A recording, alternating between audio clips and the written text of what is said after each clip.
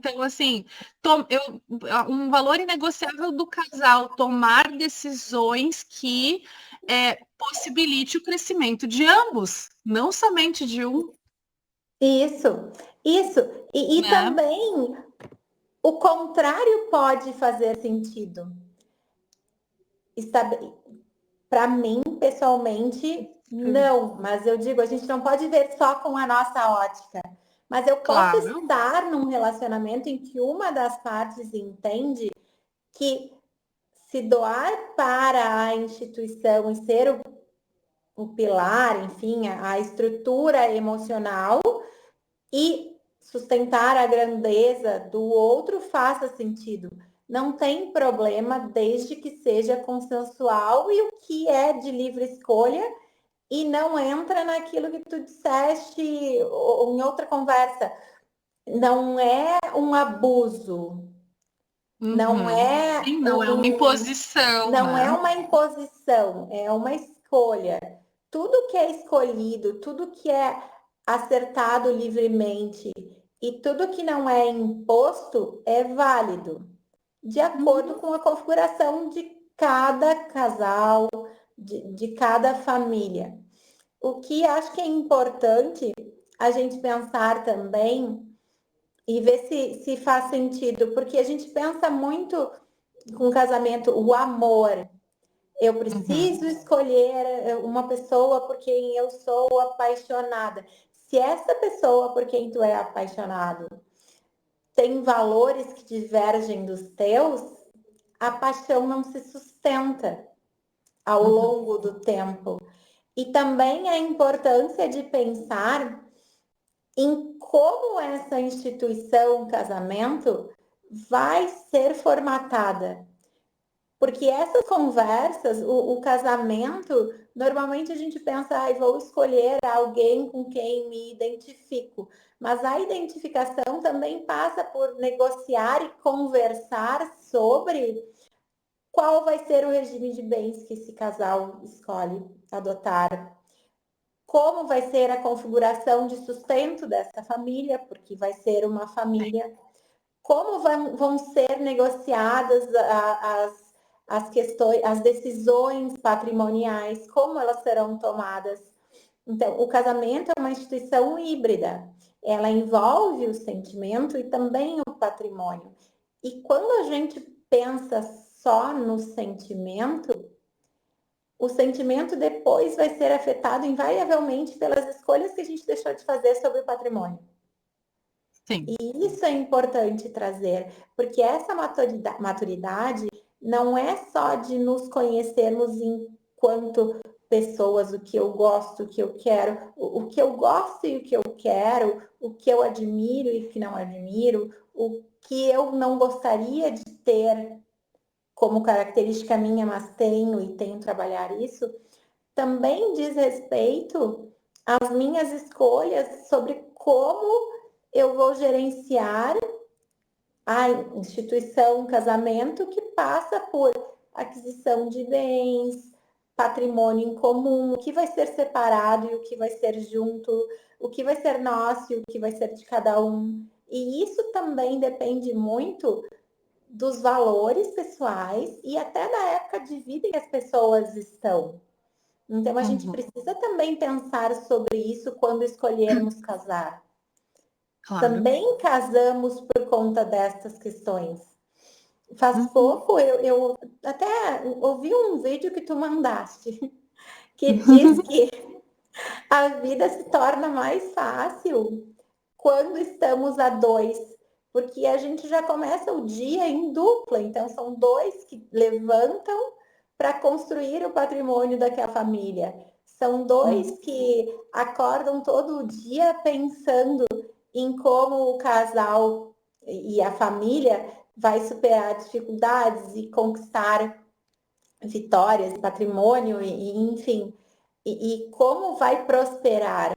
E o prosperar, eu digo também num sentido muito individual e do próprio casal, porque pode ser o viver bem, a vida boa que se busca. A vida boa. A vida boa, que faz sentido para cada casal e para cada indivíduo de forma diferente. Então, sobre essas coisas também nós temos que pensar quando escolhemos casar. Acho que isso Claro. importa também. É, porque até mesmo olhar para o ponto patrimônio requer perceber que existem múltiplos fatores quando a gente fala de patrimônio, né? O patrimônio, de fato, é que a construção material, né? As coisas, os bens, né? Mas patrimônio também é coisas que são pouco faladas, que o regime de bens nem sempre alcança, não é suficiente, é a gestão financeira daquela família. Exato. Né? Porque as coisas mudam. Como é que esse casal vai lidar com uma crise financeira? Como esse casal vai lidar se é um casal de autônomos e a mulher engravida? Né? O impacto de uma mulher que trabalha como autônoma e engravida é diferente de uma mulher que é funcionária pública, que é seletista. Há um exemplo bem corriqueiro. Como que vai se dar um eventual desequilíbrio de renda, desequilíbrio no sentido de diferenças de renda? Então, gestão financeira também é falar sobre patrimônio. Mas tudo isso também vai ao encontro dessa questão de que construir uma vida juntos é prosperar, né? É próspero e é importante que seja próspero, porque patrimônio não é só o que se constrói materialmente, né? É de fato tu poder acordar todos os dias do lado de uma pessoa, olhar em volta e pensar, não é só uma casa, né? É um lar que abriga a minha família, é a segurança que eu tenho, é a proteção, é a construção do amor, do afeto, todos os dias e de todos os desafios que estão ali também. Então, a prosperidade, ela está muito mais ligada àquilo que a gente se compromete diariamente a fazer em prol do patrimônio familiar, no sentido, né? Porque a família em si também é um patrimônio, né? As pessoas, elas têm um valor, né, imensurável também de construção conjunta. Então, somar forças e potencialidades é o que realmente torna essa construção possível, até eu diria, né? Porque o amor, de fato, ele é muito importante, mas ele não sustenta todos esses desafios, né? Todas essas necessidades, porque principalmente quando a gente olha para a pessoa com a qual a gente se relaciona, tem clareza, né, de saber por que que a gente ama essa pessoa e que não faltam motivos, né, para amar, então, por que isso, por que aquilo, mas que o dia a dia é também a gente ponderar que a gente ama apesar de, né, apesar Tá. de muitas coisas. Isso, eu gosto de pensar que o amor não é exatamente um sentimento, embora também seja.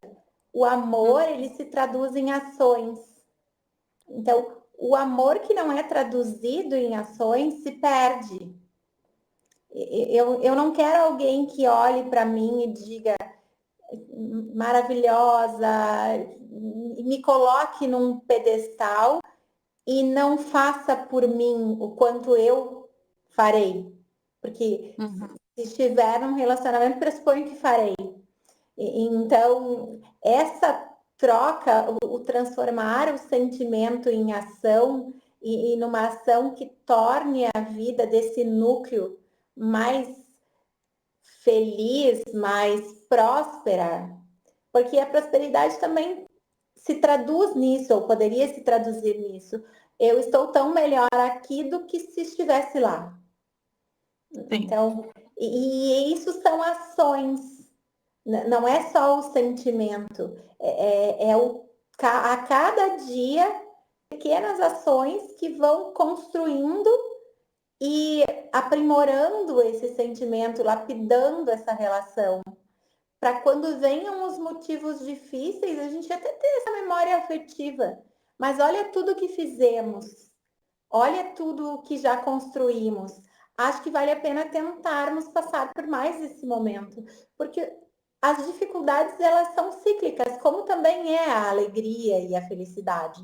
A gente vive picos e vales. Essa é a vida da maioria de nós. Esperamos que sejam mais picos do que vales, mas costumam se alternar. Então, para os momentos de vale, é importante que a gente tenha essa memória do que foi a vida até aqui, do que se construiu, do que se fez junto, do que cada um contribuiu e abdicou para estar ali.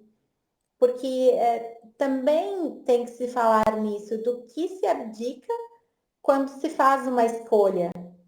Toda escolha implica renúncias.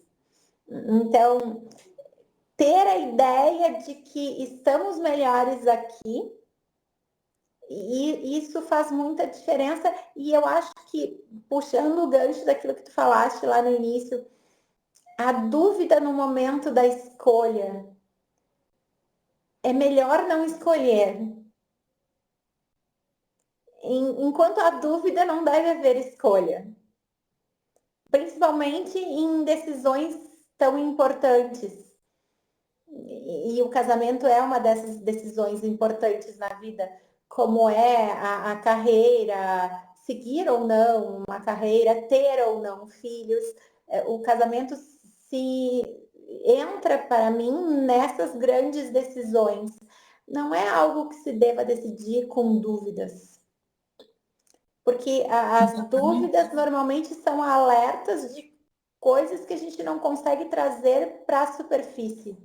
Porque às vezes é muito difícil dizer não quero por isso. Então a gente fica com aquela pulga atrás da orelha e não consegue nominar o que é aquele sentimento, mas não tem muita certeza